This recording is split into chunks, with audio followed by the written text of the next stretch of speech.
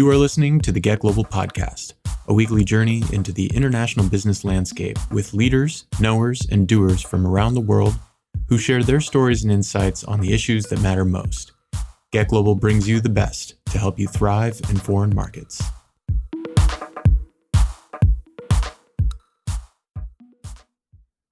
Welcome to the Get Global podcast. This is Julian Leuthold. I'm the founder and CEO of Get Global. And this week we have Patrick Moran, who is the global head of growth marketing at Spotify. Before that, he was the global head of marketing and growth at Yik Yak. And then before that, he was at TiVo, and he was there at Netflix as their senior manager for marketing for original content and other roles in North America. He's got a long track record and been doing interesting things. And we're just very happy that he is with us today. Thanks for coming and hanging out, Patrick. Hi, Julian. Thanks for having me. Really appreciate it. Yeah, you seem to be in the middle of some very interesting issues and questions that a lot of companies are facing right now, not only folks in the tech space, but also newspapers and a whole bunch of other players out there. And I think everyone can agree that with the number of users and the number of territories you're in, Spotify, along with the other places that you've been, you've seen a lot, you've done a lot, and you're seeing some of the coolest stuff around. So I'm eager to get into it. Tell me a little bit about what it is that you focus on right now, and what you have been absorbed with in the recent past. Yeah, definitely. I think I've certainly been quite fortunate to have had the opportunities that I have. And I think the other thing too is it's just been just a marriage of products that I love using, along with quantifiable impact to growth has been really sort of interesting to me. But what I've been focused on mostly, as it pertains to growth, is really the use of communication channels to try and get users to experience the value of our product or service as quickly and as often as possible. So by communication channels, I think I spent a lot of time back in my days over at eBay, at Netflix, at TiVo, really on the paid media side. And by paid media, it's also mostly on the acquisition side. And so the experience that I have there is a little bit deeper than my experience in other areas. But it certainly sets sort of the foundation for how I quantify sort of impact. And from there, my first foray into growth was really over at Yik Yak, because at Yik Yak, we didn't necessarily have an LTV, or we didn't have a value or a dollar value associated to the users that we had, because it was a free product. So for a lot of people who don't know what Yik Yak was, it was a social media network aimed at college students that geo-fenced at the university level that was anonymous. So it was, it got a lot of viral growth, and we needed to figure out how to fuel that without necessarily spending a lot of money. And we figured out that a lot of that was due to sort of word of mouth and network effects to some extent, but we had to focus on existing users. So that brought me over to Spotify, and at Spotify, that's sort of what I'm looking to do now, and that's what I've sort of been doing over the last year or so, is really focusing on, okay, well, yes, I work with a media team, and they're focused on how do we acquire the right users at an ROI sort of level. But then we want to marry that with, okay, well, once they're on the service, how do we communicate to them? And then add the layer of sort of the market dynamic underneath that. And it gets really interesting really quickly. So that's kind of where I am right now. And it's been fascinating. The teams that I work with are really great. And everybody's, just really curious and sort of motivated to get things forward. So, yeah. So how much of your attention right now is spent focused outside the United States versus inside? I would say as of the last few months, a majority of my time was spent focused on outside of the US. Okay. And so let's see here. You've got a big wide world out there. How many Spotify? How many countries is Spotify in right now? I think we are at 65 markets right now. Okay, and so that's a lot. And you're in you're in a ton of places. Are there regions of the world where you haven't yet gone that you're that come to mind? Well, I guess it's I think it's a two-part question. I think one is, are there regions in the world that have not yet gone that that I think would be interesting? And then I think the second part is, are there regions in the world that Spotify is already in that I haven't necessarily you know really touched on or worked on just yet? I think those two questions, at least for me, are like they're top of mind, right? It's like, I mean, there's just a fundamental curiosity Mhm. into how each region or each sort of market has its own dynamics independent from sort of this global, quote unquote, global average, right? So we're not. I don't know that we're in bigger parts of Africa. We're certainly not in countries like China or Russia. And then for the most part, from my end, I've tended to focus a little bit more of my time, not just on Spotify, but at eBay and at Netflix and at Yik Yak. I spent kind of a lot of my time mostly focused on the APAC, LATAM, and sort of the European regions on top of the US. Got it. So where do you see the most excitement right now for you? What are you most excited about, and what do you enjoy learning about the most? Yeah. I think, I mean, I can't really say one region, right? I mean, I can't like, um, I think certain regions have certain similarities and certain regions have, differences. And even within the regions, there's similarities and differences. But I would say that, generally speaking, whether it's a Spotify or even when I was at Netflix, I think developing countries or developing markets were always sort of the more exciting ones because, I mean, mostly for a couple of reasons. I mean, one, a lot of the users in those markets tend to be mobile first. So their first experience with technology is straight on the phone, and that basically abstracts anything that you're doing on desktop. And so, from a marketing standpoint, even from an acquisition standpoint, it completely changes the way that you buy ad inventory, right? I mean, I think if there was for the longest time we were working with these things called the programmatic buying on display, and you would buy these banner ads through machines, on like certain pages of Yahoo Finance and certain pages of like the New York Times and things of that nature. And now it's different, right? I mean, that landscape is completely different, primarily driven by in most markets, primarily driven by Facebook, Instagram, and Google. But in some markets, I mean, it's some other sites. And so I think that just the behaviors are a little bit different. And two, just the massive amount of curiosity and interest coming from developing markets is also fairly unique. I mean, I think the U.S. and in other Western countries, we take for granted that there's an Uber here and we can Airbnb there and we can Robinhood this and we can like do all of these things.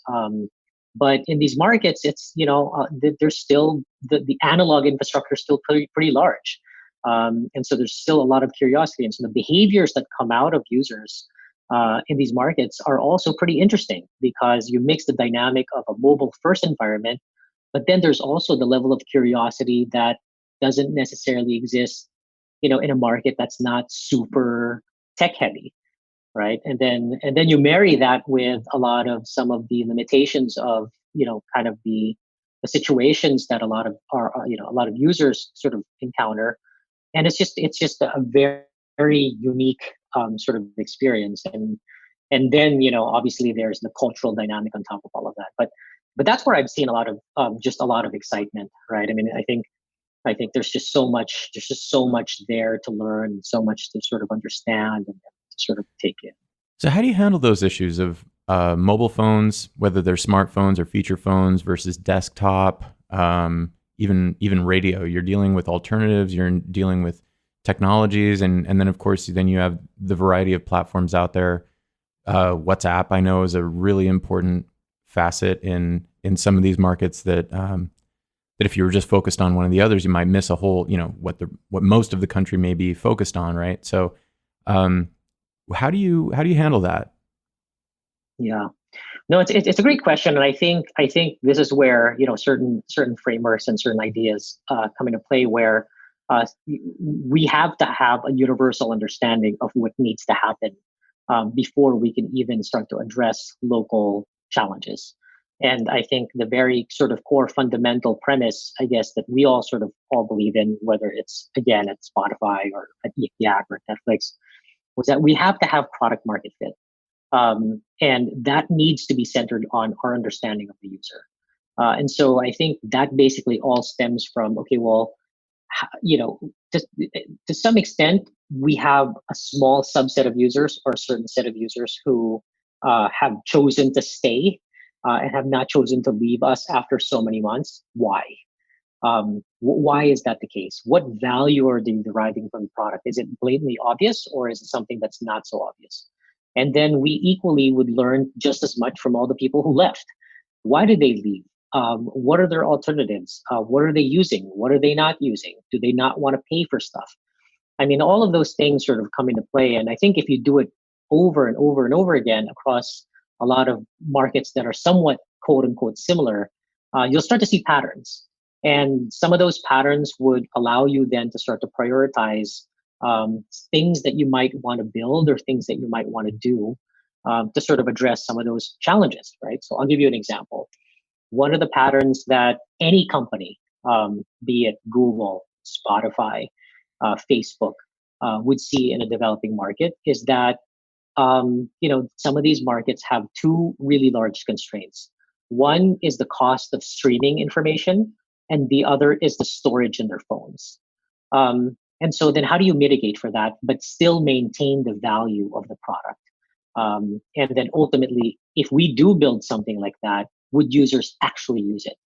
Right. And so I think I think thinking about things that way and approaching it from that sort of point of view, where obviously it's the user at the center and trying to sort of understand their behaviors and how your product fits into their behaviors given the cultural dynamic that they're living in. I think that provides a lot of answers and a lot of sort of fodder for ideas on how to best approach a situation. So what are some of the clever ways that you've seen, maybe it's Spotify, maybe it's some other companies rather, for getting around the issue of those two constraints, the infrastructure and the space on phones? I know that ended up in a conversation with iFlix, the Netflix challenger that was, started out of Southeast Asia. And download speeds are painfully slow. It's the data issue. So being able to download a movie temporarily was like a game changer for them. What else have you seen? Yeah. Which of course Spotify can do too. Yeah, I mean, I mean, it's a few things, right? And I think again, it comes down to how much can you strip out of the product, right? I mean, how much can you strip out of the product but still maintain the value of that product? And I think that's sort of where a lot of this sort of comes through. But the other thing too is that maybe there's only so much you can do on the product side, right? So like at Netflix, I think what they've done recently was just provide tiers of service where, I mean, you can pay for this and we'll give you this amount of service at this sort of bandwidth, but if you pay a little bit more, then we'll give you a little bit more. But I mean, I think generally speaking, I mean, I think those are kind of just some of the slightly more clever things that I've seen done to sort of overcome some of those things. I mean, like the other thing that I think some companies are doing is that when the phone is in Wi-Fi, that's when they'll start caching information, right? So like if there's certain content that you want to eventually consume, outside of Wi-Fi, while you're in Wi-Fi, it'll just start sort of upload or downloading that information, right? So there's things like that. I mean, just small workarounds like that, which while it won't fully mitigate a library of 30 million pieces of content and being able to access all of it, hopefully it addresses at least 80% of the use cases that are sort of challenged by sort of this situation. I think that was the issue that the folks at iFlix were getting at, was that they were seeing people in Starbucks watching movies. They're thinking, what's this all about? And they're like, it's the Wi-Fi. I can't I can't get the speed right at Yeah. home. It's fascinating. I mean, I get, I remember, and this maybe not so much now, but I remember maybe 5, 7 years ago, when friends from either the Philippines or Indonesia or Malaysia would come to visit. It was so normal for them that whenever we eat out at a restaurant or go somewhere, go to a bar, it was so normal for them to ask for the Wi-Fi password. And at that start, I was like, why are you asking for the Wi-Fi password from like these establishments? And I was like, this is just mind-boggling. And it's just, that's just how it is. I mean, I think, and it's sort of how restaurants bring in people. It's that it became Wi-Fi became sort of just a de facto service, and that's the direct result of a lot of this, right? And I think just the fundamental understanding of the markets will get you to make some of those conclusions, but you would have to learn from the user what they're going through even before decisions are being made. And I think those are one of those examples. So, what does it take to understand a market with that level of insight and empathy for your user and customer from far away? You're in New York, and you're learning about folks in Colombia, Philippines, Tokyo. How do you handle that?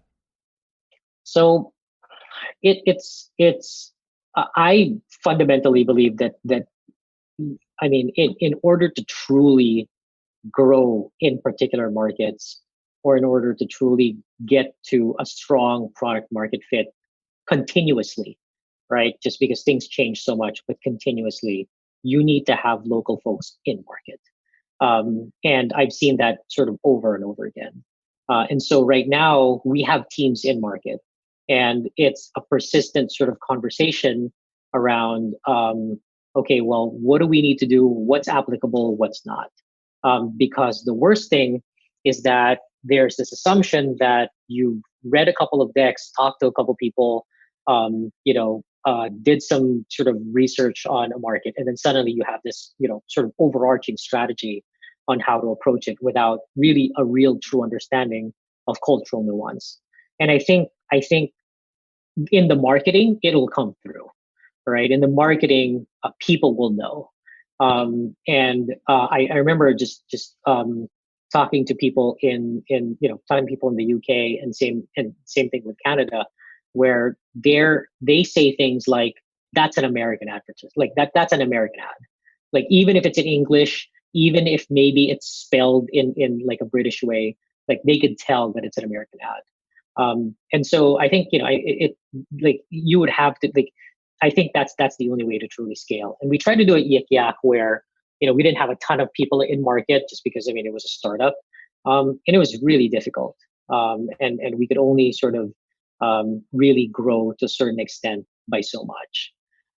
So I mean, I think there's things like that. I mean, and like there's this one instance I remember where we took a Spanish email ad, and in Spain Spanish we said something like, pick up your phone, and then we used that same sort of template and ad in Mexico, and we got, I mean, a lot of people. I mean, we didn't get blasted for it, but a lot of people in Mexico were just kind of laughing at us, because in Mexico, those same words don't mean pick up your phone. They the same words meant something more to the effect of have an intimate relationship with your phone, like in a PC version, right? But like you can't figure that out unless you have people local in market. And then when it comes to music and music creation and things of that nature, that's where it even becomes even more significant, I guess, to have sort of local taste, or people will just see right. Are there markets that you deal with where you don't have people on the ground? Not at Spotify. Okay. I mean, well, no, not general. I mean, generally speaking, not at Spotify. I mean, at Yik Yak, that was the case for the most part. At Yik Yak, we were a little bit fortunate where a lot of the content was being driven um, obviously by people in those regions. But because we were still fairly nascent in translation, it was a little bit more difficult for us to police unsavory content. But but but for the most part, I guess I would say that either at Spotify or Netflix, if we don't have people who live on the ground, we have people who we are working with, who are either living fairly close or on the ground fairly often, right? So a perfect example would be, do we have people in New Zealand? Maybe we have, a sale. I don't know if we have a sales team in New Zealand, but our head office is in Australia. But Right. nonetheless, I mean, the level of proximity at least gets us to a point where we're comfortable enough to make decisions for how we market in New Zealand. Right. Okay. So, so then you've got folks there who are doing the listening and the, perceiving, tracking the changes in the market, letting you know. From the marketing side, from where you sit, how do you start to discern the behaviors, right? The things that work, the things that don't. Maybe it's, watching the local versus global mix that you're showing people. Like, what is the magic touch for starting to tease out what that particular market wants? So I guess it really depends on the focus of the metrics that you're looking at, right? And I think there's obviously there's obviously looking at it globally.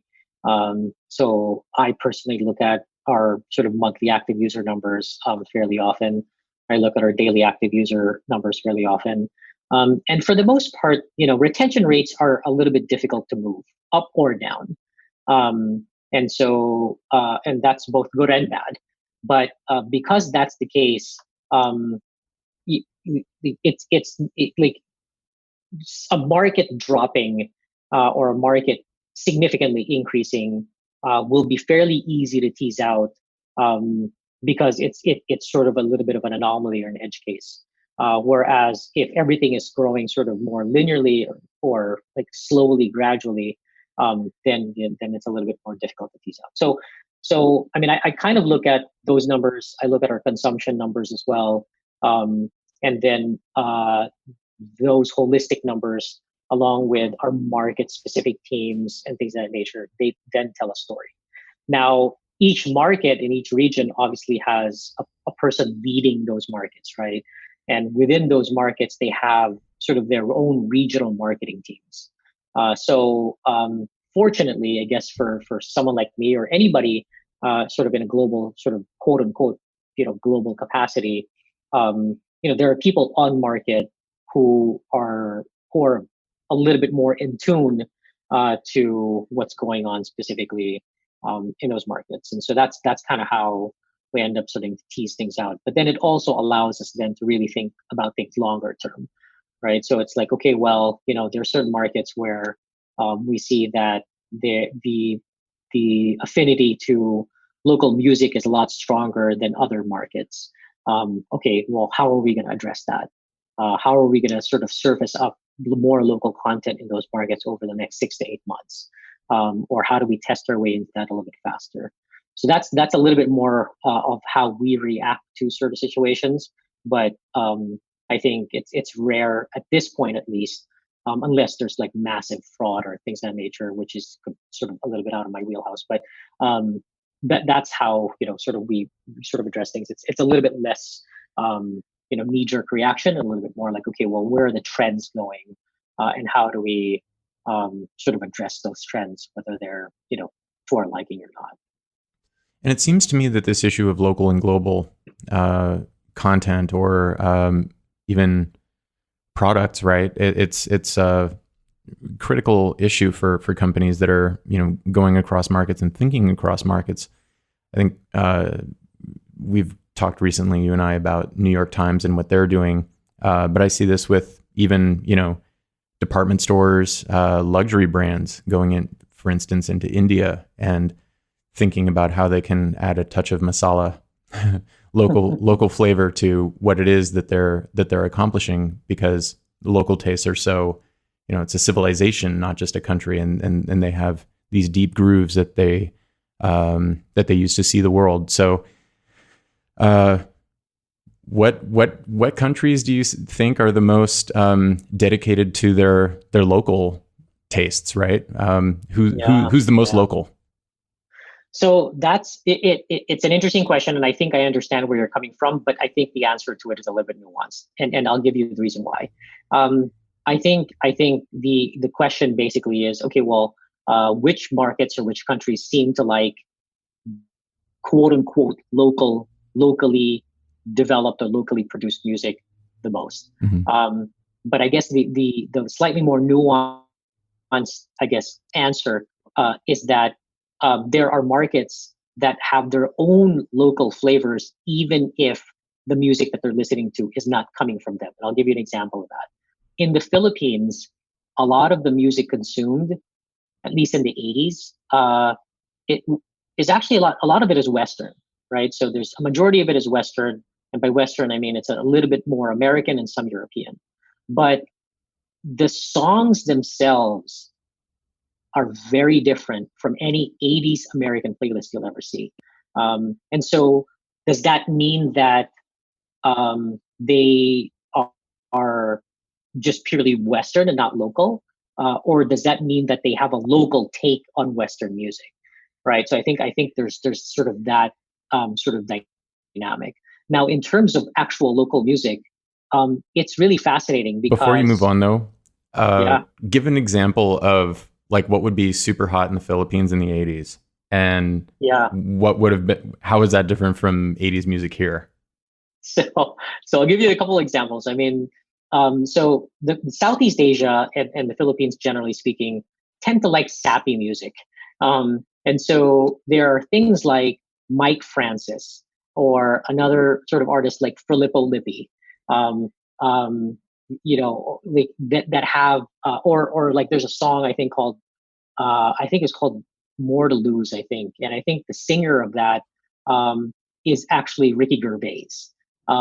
And those songs were super popular in the Philippines. And I think they still are among at least my generation. But you're never going to find any of those songs or any of those artists in any of the 80s American playlists anywhere. And I think how did they get picked up in Philippines? So the thing is, did they tour there? No, actually, they end up touring afterwards. So I think it's when their careers are pretty much over. Then, actually, I don't want to insult anyone. I'm not going to say that. It's later on in life. It's later on in life where they realize, you know what? We still have a big cohort of fans in the Philippines. Let's go over there. No, I think it's just, I think a lot of this music, I think it's more genre specific. So I think, back in the 80s, there's obviously the amount of distribution channels back then was a lot more limited than it is now, right? I mean, now you have all streaming and you have access to American music and all this other stuff. But back then it was a handful of radio stations in the main cities. And, they knew they had a very decent pulse of, the type of genre and the type of music that people liked. And so they would source a lot of music that fit that genre. And that genre basically defined what 80s music was for the Philippines. Now, I'm not saying it's exclusive. I mean, there's certainly a lot of overlap with Tears for Fears and, Basha and like, I don't know, Sting and the Police and Hall and Oates and all those other folks. I mean, like there's an overlap, but if you go to Spotify and you search for very specific Filipino things, you will see that the music is slightly, or maybe even you'll see that there's a difference between their 80s music and American 80s music, even if they're both called 80s. I've seen this phenomenon. I think it's one of the funniest things about doing things internationally is that you see what kind of music gets picked up.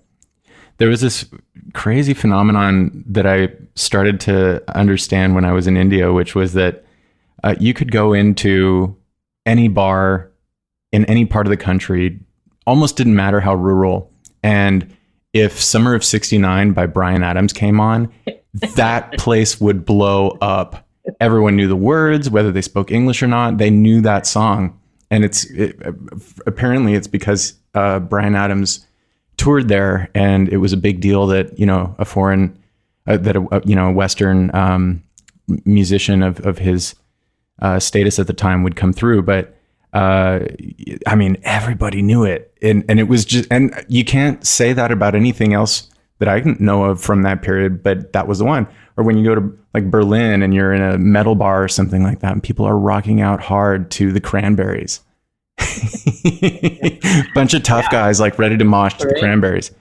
It's amazing. Yeah, it really is, right? And it just adds. Or the New Kids on the Block in Russia. Yeah, right. And I'm sure there's so many instances of that everywhere, right? And that's even at a country level. I mean, I can only imagine it, sort of at a microcosm level, at a generational level, right? I mean, you'll have so many of those nuances. But I guess getting back to your question, I think there's that.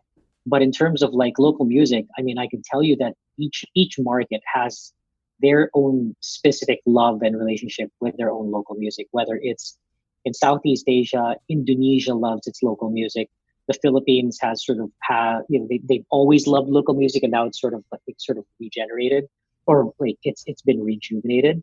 And then I think the same thing goes with Brazil. Colombia, I think, loves their local music, I think more so than a lot of other Latin markets. So yeah, I mean, I think, there's. So how do you tackle that issue from your position, which is, knowing what to surface? Because, you've explained to me that your priority is maximizing engagement within Spotify, and then that begets other users. How do you, what are your, how do you think about that challenge of finding what the locals like? So, I mean, I think there are ways to address it in an automated fashion, basically using, sort of machine learning or technology, right? And I think one of the ways to do that would be to essentially take an ideal cohort of users that follows a retention curve that is favorable, and then ensure that when users flow out of that curve or go out of path, to basically send them a piece of communication that benefits that specific situation the best, whether that's a push notification or a Facebook ad or an email or what have you, right? And a lot of that comes from just a significant, exorbitant amount of testing. And then from there, I think the machine should be, at least ideally, should be intelligent enough to determine the taste of this user, and the type of, sort of content this user prefers, and then, just be able to serve against it. And again, like all of these things, are certainly just things on a piece of paper until they're fully tested. But just like Netflix is able to, sort of ideally surface up specific content to you when you open up, their home page. That's all machine learning. That's basically all so many variables from so many users giving so many signals. And then it gets, then things, hopefully you get served up the right content, right? And so, yeah, I don't think it's really any different anywhere else.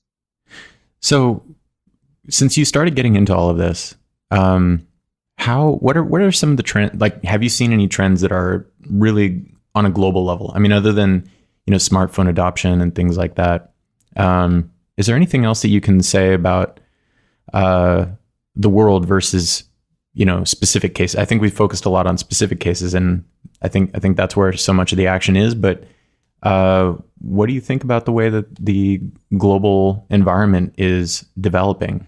Particular to where you've been in this marketplace, right? So like maybe it's competitors or other user behaviors, things like that. Yeah, I mean, I think what's surfacing up globally, I actually don't think is that different from things that have been happening in the US for many years already, right? And I think it just takes that much time for things to surface up to everybody. But I think having sort of a mobile first environment globally basically means that there's now a little bit more of a one-to-one relationship between sort of what users want to consume and the information that they end up consuming as a result of that, right? So broadcast situations before, where you have TV, radio, print, where you have a handful of publishers broadcasting certain pieces of content to a massive amount of people in various cultures, is now sort of different. The interesting part in all of this is that as we start to develop these more one-to-one relationships, we're also starting to see that there's maybe a handful of companies that are actually driving the platforms against them. So it's a unique dynamic, right? I mean, between Apple, Google, Amazon, Netflix, I think they're just the massive footprint that they have on reaching users has been pretty significant. So that dynamic is still yet to play out and what that looks like.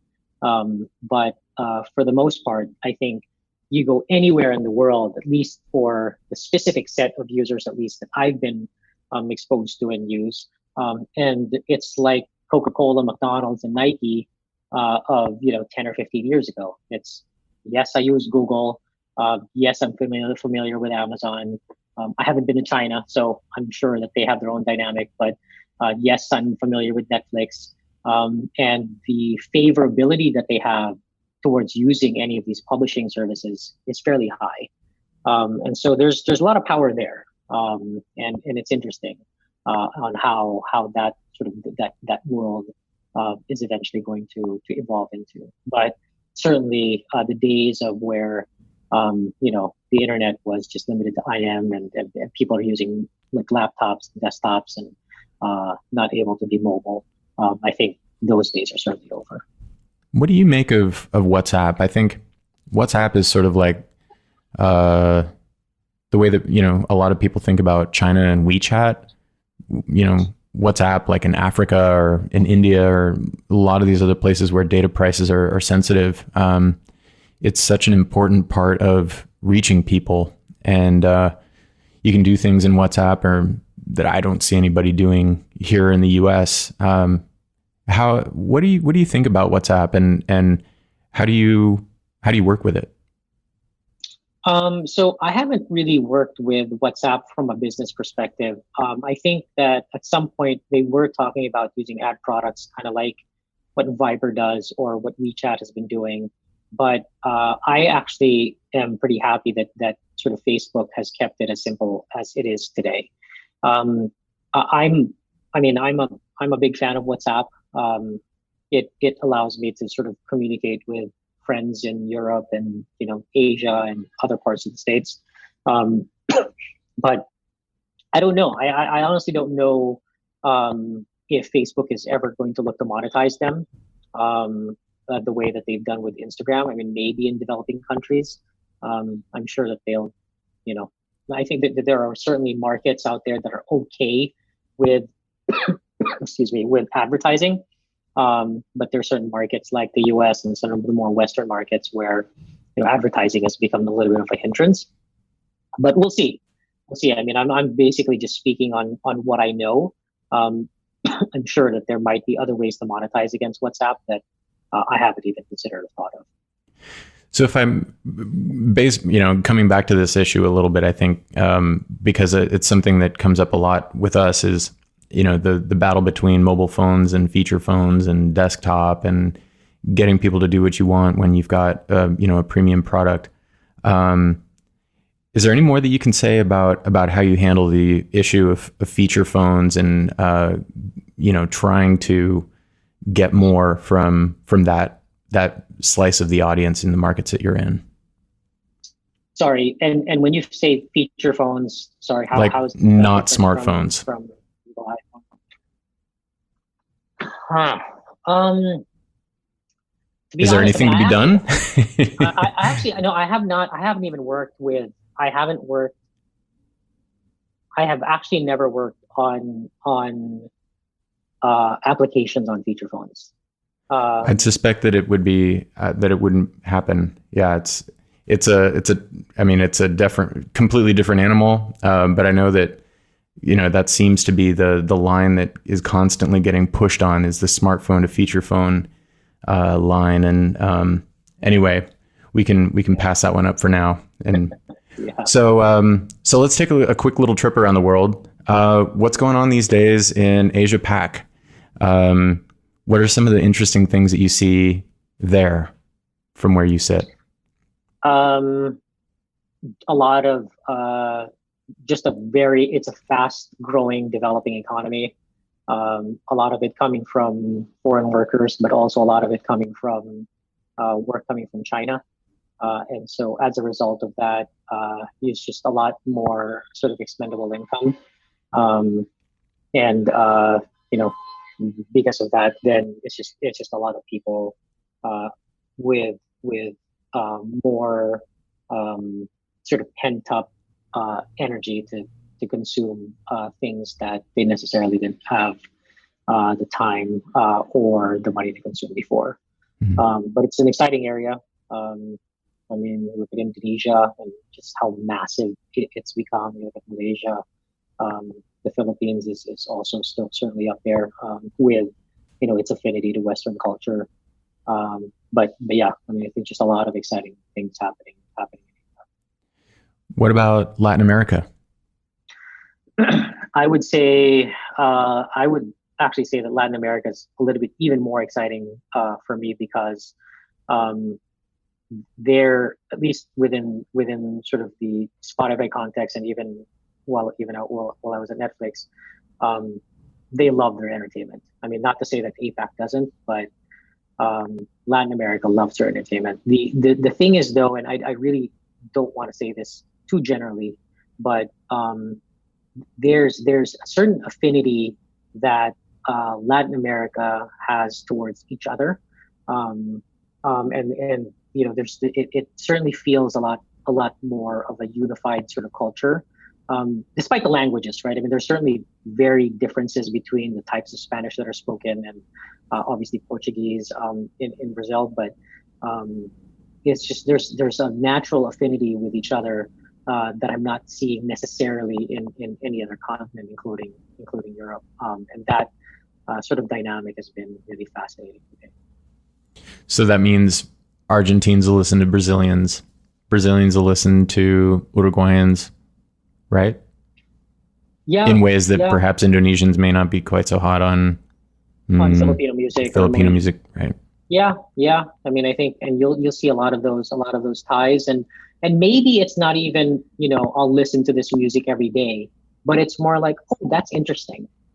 Like, oh, I can appreciate that. Whereas I don't necessarily see that in Southeast Asia because obviously the languages differences, but I don't see in Southeast Asia where, sort of a person from one country is necessarily going to be just as enthused with a local piece of content from another country in the same region. But that's just me. I mean, obviously, I'm not speaking on behalf of, but that's just me. That's kind of some of the things that I personally see, and I'm sure there's a lot more nuance to that than what I'm seeing. But yeah. Well, you mentioned Europe. What about Europe?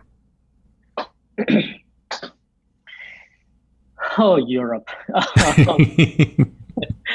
Europe's its own. I think Europe's its own beast because you have so many mature and evolved markets in Europe that it's fascinating in a way where it's like having a handful of different sort of countries that are very proud of their own culture, and so in terms of, I guess, sort of cross-pollination, I guess, I think that there's less of that in terms of like what it seems like in Latin America, but at the same time, genre pollination has been pretty interesting. It's a different dynamic. It's certainly different from other regions that at least that I personally seen. How do you think about or what would you see in sort of splitting up Europe into Western, Central, and either Eastern or Southern? Are there differences in the way that each of those zones within Europe behave? So I'm not entirely familiar with those zones because I've spent, I think, a fairly good amount of my time in regions outside of Europe, at least over the last few years. But what I will say is that yes, I think there are differences that need to sort of that are unique to certain regions in Europe. But I mean, the thing you could kind of see the same thing about East Asia, right? I mean, I think like Japan's its own market, Taiwan potentially its own market, and then they're within sort of the same region as Southeast Asia, which even in sort of their own countries is its own market. So yes, I mean, I think even just drilling down into cultural dynamics and the history of each of those markets would kind of allow you then to sort of see the differences between the behaviors and cultural differences between Western Europe, the Nordic countries, Eastern Europe, and sort of the more Mediterranean southern part of Europe.